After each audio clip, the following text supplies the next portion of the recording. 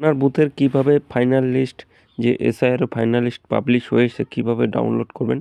তো সবার প্রথমে ইসিআই নেটে চলে আসবেন, আসার পরে এরকম একটি পোর্টাল ওপেন হবে।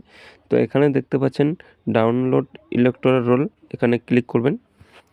ক্লিক করার পর তো প্রথমে আপনার স্টেট সিলেক্ট করতে হবে, এখানে ওয়েস্ট বেঙ্গল।